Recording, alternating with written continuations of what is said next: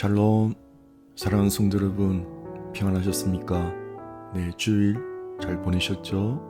네, 오늘부터 성령의 사역 혹은 성령의 역사에 대해서 계속 시리즈로 말씀을 좀 나누고자 합니다.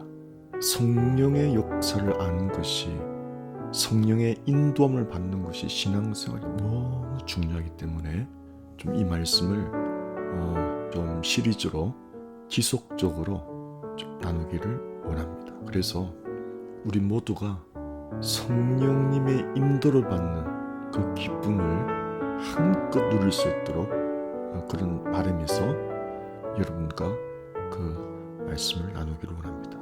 먼저 오늘 말씀은 로마서 5장 5절입니다. 소망이 우리를 부끄럽게 하지 아니함은 우리에게 주신 성령으로 말미암아 하나님의 사랑이 우리 마음에 부은 바 됨이니. 먼저 사랑하는 성도 여러분, 성령의 역사라고 해서 신비하고 환상을 보고 어떤 신비한 음성을 듣고 이런 쪽으로 가면은 상당히 잘못 갈 수가 있습니다. 가장 건전한, 가장 중요한 성령의 인도함을 받는 가이드라인이 있습니다. 영적인 원칙이 있습니다. 하나님의 영, 성령님은 정확한 영적인 원칙 아래서 움직이시지 무질서하게 역사하지 않으십니다. 최고 중요한 원칙은 하나님의 말씀 안에서만 역사한다는 겁니다. 하나님의 말씀 안에서만. 그것이 가장 중요합니다. 말씀에서 떠난 어떤 현상, 말씀이 증거되지 않는 어떤 현상은 상당히 위험합니다. 그래서 잘못하면 미신호로 갈 수가 있고 잘못하면 광신호로 갈 수가 있습니다. 이 성경 말씀이 가이드라인입니다. 가장 우리를 안전하게, 바르게, 행복한 길로 인도하는, 진리의 길로 인도하는, 생명의 길로 인도하는 그 가이드라인이 성경 말씀입니다. 여러분, 무엇보다도 성경 말씀은 하나님의 영의 감동으로 수천 년 동안 직업이 수없이 다른 사람들이 수천 년 기간을 두고 적은 글들이 합쳐진 것이 성경이에요. 이거는 기적 중에 기적이고 신비 중에 신비입니다, 여러분. 한번 생각해 보십시오.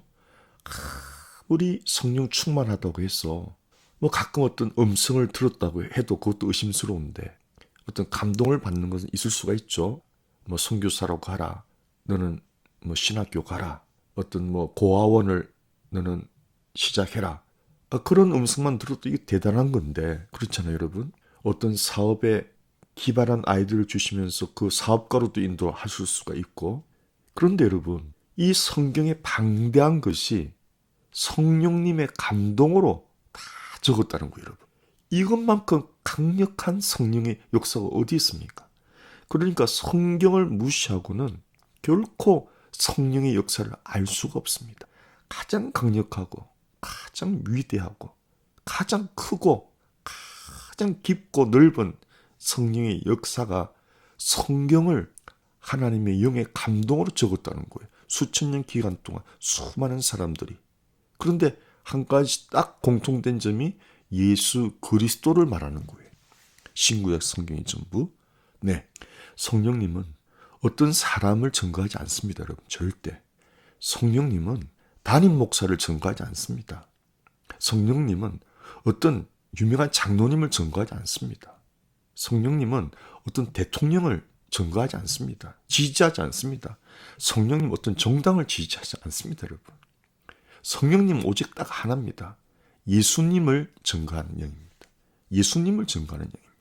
성경 66권이 예수님에게 딱 포커스가 주어집니다.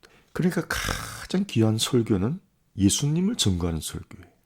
교회 자랑도 아닙니다. 목회자 자랑도 아닙니다. 사람 자랑 아닙니다. 교인수 아닙니다. 교회 크기 아닙니다. 오직 예수 그리스도를 증거하는 것이 가장 귀한 설교입니다. 왜냐하면 성령님이 예수 그리스도를 증거하니까. 그래서 이 성령님의 사역에 여러분 가이드라인을 꼭 아시고 성경 66권 안에서 역사하신다. 벗어나지 않는다. 예수 그리스도를 증거한다. 예수 그리스도가 중심이다. 자, 오늘 첫 번째 시간입니다. 성령의 역사 첫 번째 시간, 로마서 5장 5절.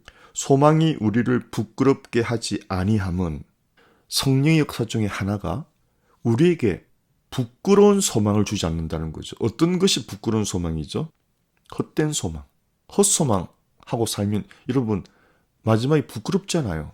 되지도 않는 소망, 말도 안 되는 소망을 우리 가지고 있다면 인생 헛살았으니까 정말 낭패를 당하는 거잖아요. 근데 성령님은 그런 썩어질 헛된 허영심 가득한 소망을 우리에게 주지 않고 그 마음에 거품만 가득하게 주는 거죠. 그런 분들 많이 있죠. 마음이 거품만 가득하고 현실은 엉망이고, 그러니 뭐 현실과 꿈이 너무나 다르니까 술이 들어가야 살아가지 술 없이는 살 수가 없는 그런 존재가 되어버리는 거예요. 왜냐하면 현실과 소망이 너무 괴리감이 있으니까요. 그런데 성령님은 우리에게 참 소망을 주시는 거예요. 그 참 소망이 누구냐? 예수 그리스도예요. 여러분, 소망이 뭐 좋은 집 사는 거다, 은퇴 자금으로 뭐 몇십만 불 마련해 놓는 그런 게 아니에요. 그거는 이 세상 떠나면 끝이잖아요, 여러분. 우리가 모아놓은 수많은 것들이 우리가 떠나면 누구 것이 되겠느냐 그랬잖아요. 오늘 밤에 내 영혼의 주인이 너를 부르면 내가 평생 모아놓은 그것들이 누구 것이 되겠느냐, 어리석은 자요 그랬잖아요. 그러니까 그런 이 땅의 것은 모두가 헛소망인 거예요. 부끄러운 소망인 거예요. 무엇이 가장 참된 소망이냐? 예수 그리스도가, 예수 그리스도를 소망하는 그 예수님을 만날 그날을 소망하는 것이 참 소망이란 말이죠. 누가 그렇게 하시나? 성령 받으신 분들은, 성령 받고 성령의 인도함 받는 분들은 참 소망이 예수 그리스도가 되는 거예요. 다른 게 절대 아닙니다. 그리고 이 소망은 반드시 이루어질 것이기 때문에 우리가 부끄럽지 않다는 거예요. 반드시 이루어지기 때문에 우리가 예수님을 반드시 기쁨 가운데 만날 것이기 때문에, 그리고 영원히 함께 살 것이기 때문에 그것은 절대 부끄러운 소망이 아니고 확신에 찬 소망이라는 거예요. 그걸 누가 하신다고요? 성령께서 그렇게 하신단 말이에요. 또 성령님 하시는 것은 하나님의 사랑이 우리 마음에 부은 바 됐다. 이건 정말 놀라운 거예요, 여러분. 이 세상에서 가장 거룩한 사랑, 이 세상에서 가장 넓고 깊고 오묘하고 정말 신비한 사랑, 그 사랑을 누가 우리 이 마음에 부어주시느냐고요? 성령님이. 저는 성령의 역사 중에서 가장 강력한 게 있다면 저는 이걸로 말하고 싶어요. 성령이 뭘 하시나? 하나님의 사랑을 우리 마음에 부어주시는 것. 그것도 여러분, 성경 말씀을 읽을 때마다 하나님의 사랑을 부어주시는 거예요. 그래서 은혜 받았다고 말하는 거예요. 그래서 여러분, 성령의 역사는 성경 말씀에서 벗어나지 않습니다. 반드시 성경을 볼 때, 성경을 묵상할 때, 그때 하나님의 사랑이 영적으로 우리 마음에 막 공급이 된다니까요. 그래서 마음이 하나님의 사랑을 받으니까, 여러분, 이 세상에 가장 고귀한 사랑 받으니까 내 마음이 차고 넘치는 은혜가 있는 거죠. 그래서 내 잔이 넘치나이다 그러는 겁니다, 여러분. 돈이 많이 들어와서 넘친다고 말하지 않아요. 이것을 여러분, 우리가 간절함만 있으면 매일 이 지고한 사랑을 성령께서 부어주신다는 거, 우리 마음 그릇에. 이거 정말 놀라운 거 아닙니까? 로마서 5장 5절에 성령으로 말미암아 하나님의 사랑이 우리 마음에 부은 바 되미니. 사람이 사람을 사랑할 때도 참 사람이 변합니다. 아주 순수한 사랑에 빠질 때. 그래서 여러분, 처녀들 얼굴이 이뻐지면은 옆에서 그러잖아요. 너 연애하는구나. 얼굴이 이뻐지면은 아가씨들이 연애한다고 그러잖아요. 사랑에 빠졌구나, 너. 정말 얼굴이 이뻐져요. 이 순수한 사랑에 빠지면은 남자 여자가 얼굴이 바뀐다니까요. 여러분, 죄 많은 인간도 그나마 좀 순수하게 사랑을 하면은 이 얼굴빛이 바뀝니다. 사는 게 활력이 넘칩니다. 온 세상을 가진 것 같고 막 그렇습니다. 자나깨나 그 사람 생각합니다. 정말 살만 나죠. 근데 여러분, 하물며 영원하고 변함없고 청량할 수 없고 우리를 책임지는 그 하나님의 사랑이 우리 마음에 들어온다면 여러분 어떤 일이 생길 것 같습니까? 한번 생각해 보십시오. 이걸 누가 하신다고요? 성령이 하신다고요. 그러니 여러분 정말 살만나는 인생을 좀 살고 싶다. 정말 인생을 좀 이 감동 감화를 가지고 좀 살고 싶다. 좀 사는 맛답게 살고 싶다. 성령 받으셔야 돼요. 성령 받고 성경 보셔야 돼요. 성령 받고 성경 보면 성령 볼 때마다 성령이 하나님의 사랑을 우리 마음에 부어주신다니까요. 이것보다 더 귀한 은혜가 없어요. 여러분 사람이 사람을 사랑해도 살만 나는데 여러분 우리가 하나님의 사랑을 받는데 인생이 기쁘지 아니하겠어요? 감동이 넘쳐 흐르지 않겠어요? 그렇죠 여러분? 성령님은 하나님의 사랑을 부어주십니다. 하나님의 사랑이 도대체 어떻게 나타났냐고요?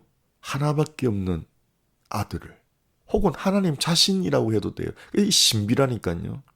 죄 많은 인생들의 죄를 용서하기 위해서는 죄 없는 피가 이 땅에 뿌려져야 돼요. 여러분 이 영적인 원칙입니다. 피가 피를 속합니다. 죄 많은 피를 누가 속하느냐? 죄 많은 피는 죄 없는 피만 속할 수 있어요.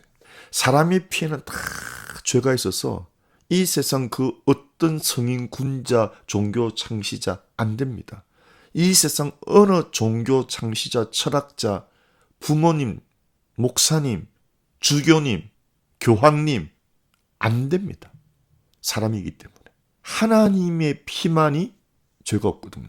그래서 하나님은 영이시니까 피를 흘릴 수, 그래서 하나님은 능력이 있으시니까 사람으로 오신 분이 예수님이라 여러분. 그래서 예수님 누구냐? 하나님이 예수님이에요. 정확히 이렇게 말하시면 돼요. 예수님이 누구냐? 십자가에서 피를 흘리시려고 죄 많은 피를 용서하는 길은 죄 없는 피를 흘려야 되기 때문에 하나님의 피만이 죄가 없기 때문에 하나님이 피 흘리기 위해서 사람으로 오신 분이 예수님이다. 예, 그렇게까지 우리를 사랑하셨다는 거예요. 십자가에서 죽기까지 우리를 사랑하셨다. 여러분 죽기까지 사랑한 것만큼 더 큰 사랑이 어디 있습니까? 그래서 요한복음 15장에 그렇잖아요. 친구가 친구를 위하여 자기 목숨을 버리면 이보다 더 큰 사랑이 없나요? 그 친구가 누구예요? 예수님이에요. 하나님이 사람으로 오신 예수님이 우리를 위해서 죽으신 그 사랑이, 그 큰 사랑이 어떤 사랑보다 더 크다는 거죠. 그러니까 여러분 성령님은 우리의 마음에 하나님의 사랑을 부어주는데 그게 뭐냐면 십자가 사랑이란 말이에요.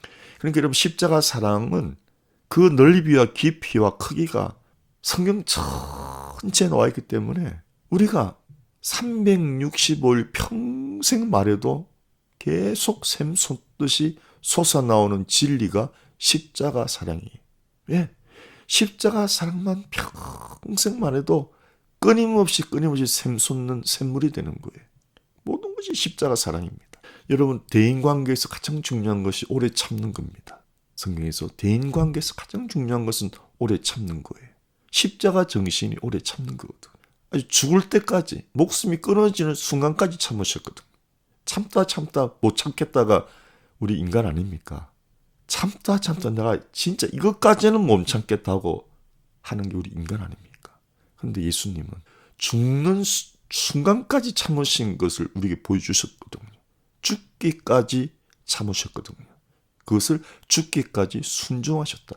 참는 것은 하나님을 바라보고 참는 거예요. 예수님은 십자가에서 하나님 바라보고 끝까지 참으셨거든요. 자살은 참지 못하고 내가 그 길을 택하는 거예요. 그 괴로움을 견디지 못해서 그것을 택하는 것이 자살이에요. 십자가는 그냥 내 목숨이 끊어지는, 남들이 나를 죽이는 거죠. 십자가에 매달아가지고. 예, 내가 죽는 게 아니에요. 남들이 나를 죽이는데 저항하지 않고 싸우지 않고 남들이 나를 죽이는데도 죽는 호흡이 끊어지는 그때까지 참는 것이 십자가라니까. 이 십자가, 성경의 모든 말씀은 십자가 하나로 연결되는 거예요. 그 십자가에서 본을 보이신 분이 예수 그리스도예요. 여러분 본이라는 한자도 참 신기합니다. 본이 한자가 들어있죠. 나무 목자에 사람 인자, 그 중간에 한 일자 들어가잖아요. 그러니까 나무 십자가에 한 사람이 본이라는 거, 우리 인생의 본이라는 거예요. 누구예요? 예수님. 저는 오늘 우연히 TV 어떤 프로그램을 보면서 2021년 5월 21일 날 자살한 공군 중사 이예람 중사에 대한 내용을 제가 듣고 너무 가슴이 아팠어요. 얼마나 인물도 곱고 아름답게 생겼는데 23살에 자살한 거예요. 그것도 같은 공군, 같은 하사관 신랑 될 남자랑 혼인신고한 날 5월 21일 2021년 5월 21일 혼인신고한 날, 그렇게 사랑하는 약혼자하고 혼인신고한 날 자살했어요. 저는 정말 이게 뭐라 말하기가 힘들 정도로 안타까운 거죠. 도대체 어떤 상처를 받았길래, 어떤 심리적인 압박이 있었길래 세상에 꽃다운 나이에 혼인신고한 날 술도 마시지 않았는데 왜 그런 극단적인 선택을 했을까?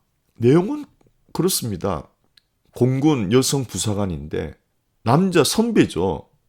같은 중사인데 선배겠죠. 성추행을 당해서 여러 차례 신고했지만은 모두 묵살당하고 2차 가해까지. 그래서 다른 부대로 발령 나가지고 갔는데도 벌써 소문이 돌아가지고 윗사람들이 아주 따갑게 대하니까 견딜 수가 없는 거죠. 군대 사회는 또 얼마나 계급 사회입니까? 그러면 견디기 힘듭니다. 윗사람한테 찍히면 이거 견디기 힘듭니다. 정신적 그 고문은 말로 할 수가 없습니다. 우리 모두 군대 생활 해봤기 때문에 우리도 해병대에서 여러분 밤마다 소나무 숲에 잠자는 시간에 불러냅니다. 잠을 자야 내일 또 훈련하는데 잠자는 시간에 불러내는 것만 해도 스트레스가 이만저만 아닙니다. 별 것도 아닌 걸로 술 준비 안 해놨다고, 소주 준비 안 해놨다고 가슴을 때리면은 아침마다 뛰어야 되는데 뛸 때 가슴이 아파서 뛰질 못해요. 그러니 그걸 견디지 못해서 자살하는 사람도 많았어요. 군대에서는 여러분 한번 찍히면 정말 골치 아픕니다. 그러니 윗사람을 고발했다고 뭐 소문이 다 도니 얼마나 눈총이 많았겠습니까? 저는 뭐 그 분위기 짐작이 갑니다. 왜 이런 일들이 벌어지죠, 여러분? 여러분, 이게 요즘은요, 미투라는 것 때문에 그래도 표면에 나타나서 이게 나타나는 거죠. 우리 시대 때는, 우리가 군대 쓸 때는 숱한, 정말 많았을 거예요. 그때는 말할 수 없이 여성 인권이 정말 무시당할 때거든. 말할 수 없는. 그래, 그런 문화가 알게 모르게 아직도 곳곳에 잠식되어 있는 거예요. 그러면 이 왜 남자들이 이러느냐? 우리 한국 사회 교육 제도가 그렇고 문화가 그렇습니다. 그래서 한국 남성들은 모두가 유예된 사춘기, 마음속에 유예된 사춘기가 있어요. 여러분, 연애할 때 공부하라고 했죠? 연애 못하죠? 그러니 그 사춘기가 억압당하잖아요.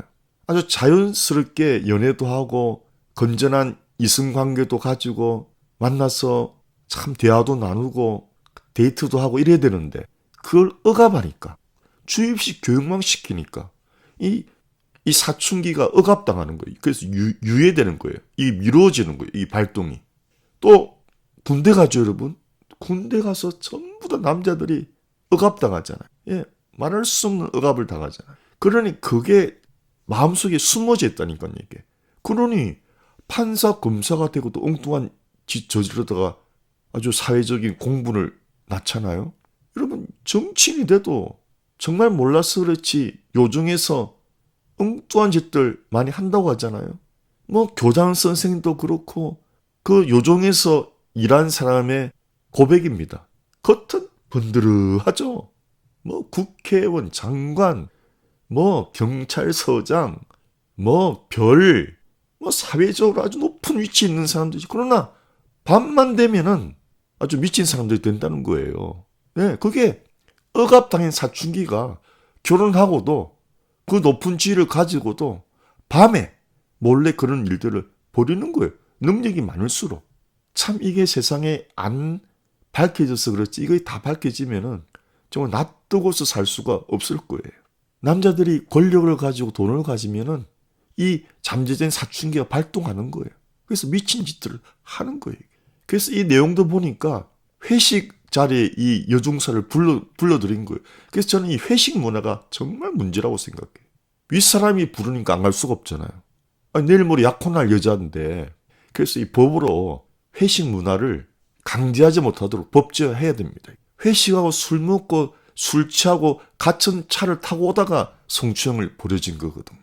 그러니까 제가 너무 안타까운데 회식에만 안 가서도 전원이 벌어지지 않았는데 회식 가면 술 먹잖아요.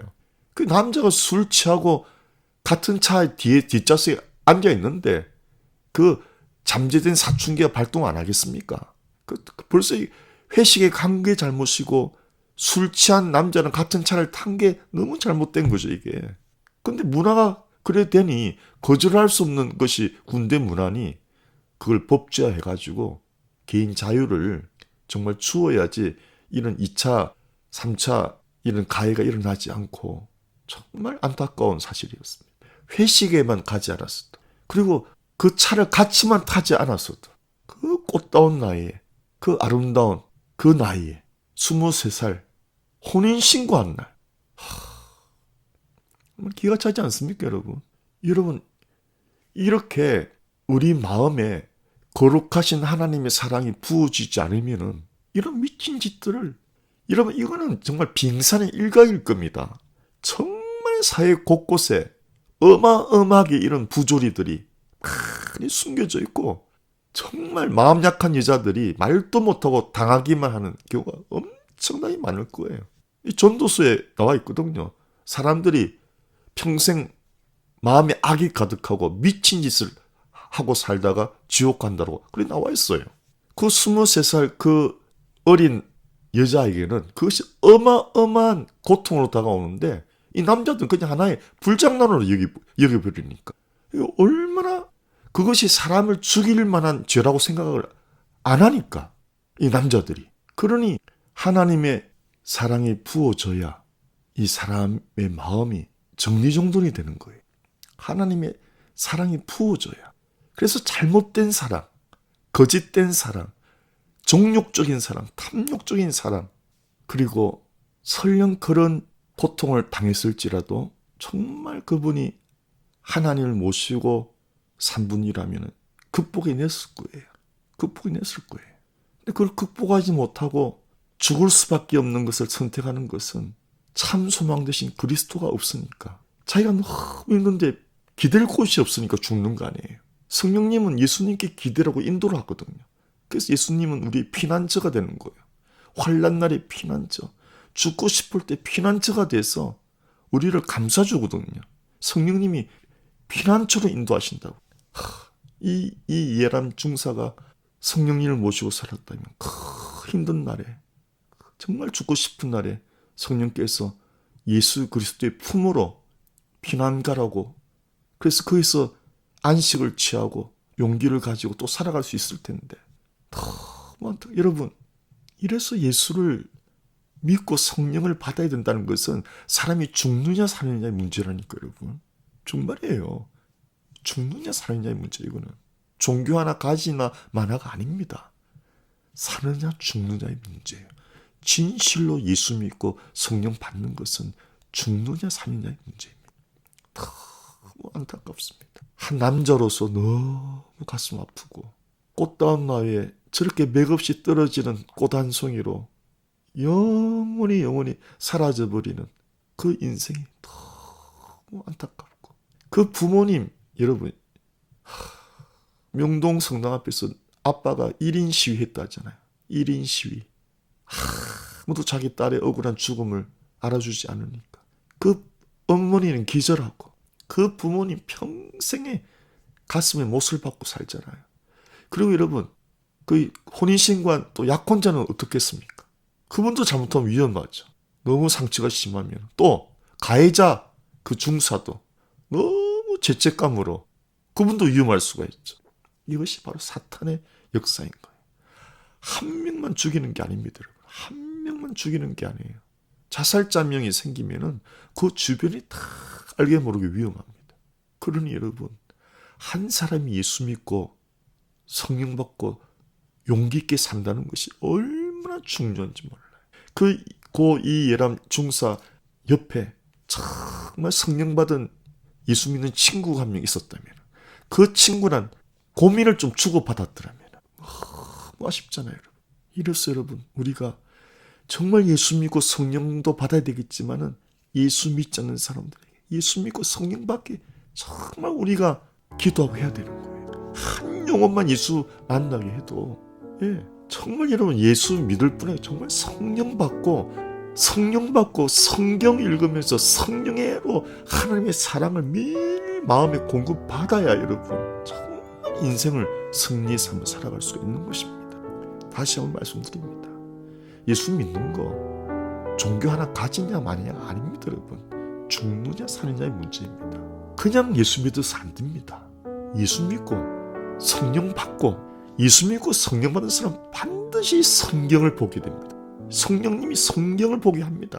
그리고 성경을 보게 하고 하나님의 사랑을 공급해 준다니, 이게 영적인 공식입니다. 정말 예수 믿는 사람은 성령을 받고, 성령님은 성경을 보게 하고, 성경 볼 때마다 하나님의 사랑을 우리 마음에 공급해 주는데, 그 하나님의 사랑 안에 모든 비밀이, 모든 부요가, 모든 은혜가 다 들어있는데, 그 하나님의 사랑은 십자가에서 나타난 거예요. 사랑하는 성도 여러분, 제발 성경 읽으시고 성경 읽으실 때마다 성령으로 하나님의 사랑이 마음에 부음받으시기를 축원합니다.